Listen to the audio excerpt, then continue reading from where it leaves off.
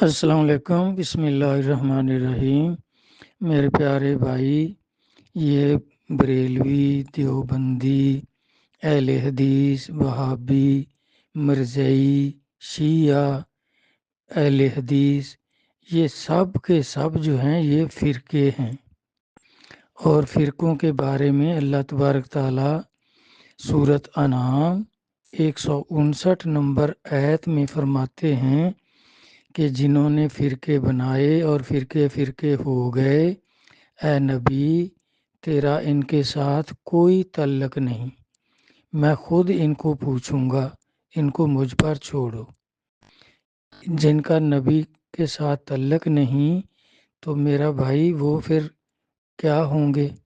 چاہے وہ بریلوی ہوں، چاہے کوئی ہوں، تو یہ سارے فرقے ہیں، اور اللہ تعالیٰ فرما رہے ہیں کہ ان کا فرقوں کا نبی کے ساتھ تعلق ہی نہیں ہے۔ دوسرا ہے حدیث کا حوالہ، یہ ابن ماجہ جلد دوم 3993 نمبر حدیث ہے۔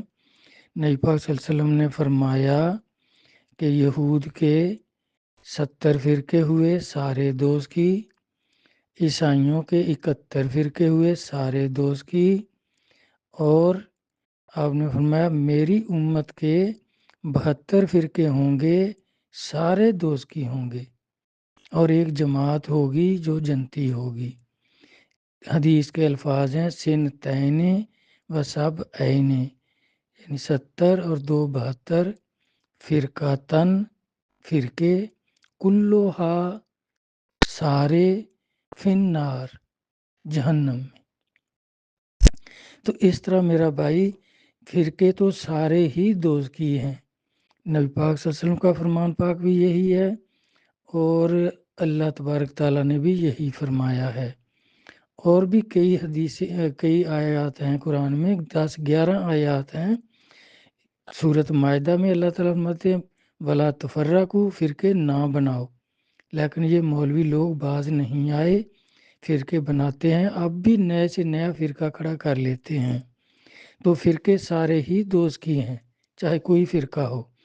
تو باقی رہ گیا نماز کے بارے میں، وہ نبی علیہ الصلوۃ والسلام کا فرمان پاک ہے کہ جو قرآن صحیح پڑھے، یعنی نماز صحیح پڑھائے، اس کو پڑھانی آتی ہو، اور قرآن پاک صحیح پڑھتا ہو تو اس کے پیچھے نماز ہو جاتی ہے، کیونکہ نماز یہ نہیں کہ امام کی ہوگی تو ہماری ہوگی، اللہ کا ہر شخص کے ساتھ علیحدہ تعلق ہے، چاہے وہ امام ہو، اگر اس کا عقیدہ غلط ہے تو اس کی نماز نہیں ہوگی، اور مقتدی ہے، اس کا عقیدہ صحیح ہے تو اس کی نماز ہو جائے گی۔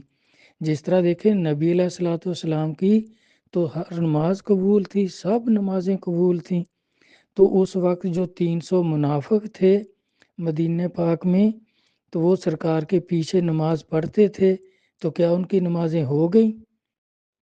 ان کی نمازیں نہیں ہوئی، نبی علیہ الصلوۃ والسلام کے پیچھے پڑھنے سے بھی نہیں ہوئی، اور انہوں نے مسجد بنا لی تھی، سورۃ توبہ میں اس کا ذکر ہے، مسجد زرار، تو وہاں وہ نمازیں پڑھاتے تھے، ان کا اپنا امام تھا، تو وہاں کئی صحابہ بھی پڑھ لیتے تھے، تو اب صحابہ کی ہو جاتی تھی ان کے پیچھے بھی، لیکن ان کی نہ نبی کے پیچھے ہوتی تھی نہ اپنے امام کے پیچھے ہوتی تھی، کیونکہ ان کا عقیدہ غلط تھا، وہ منافق تھے۔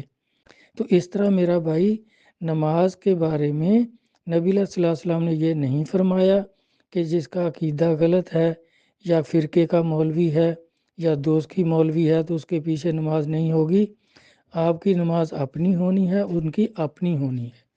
اس میں عقائد کا مسئلہ ہے، کیونکہ نبی صلی اللہ علیہ وسلم کا فرمان ہے نا انما الاعمال بالنیات، اعمال کا دار و مدار نیتوں پر ہے، تو اعمال کی قبولیت کا دار و مدار کس پر ہے؟ وہ سرکار نے فرمایا کہ اعمال کی قبولیت کا دار و مدار عقائد پر ہے۔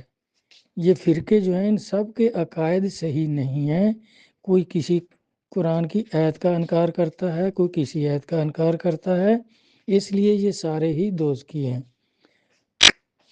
باقی میرا بھائی اگر کوئی چیز رہ گئی ہو دوبارہ ارشاد فرما دینا، میں پھر عرض کر دوں گا۔ اللہ آپ کو خوش رکھے، اللہ سمجھ عطا فرمائے قرآن و حدیث کی، آمین۔ والسلام، اللہ حافظ۔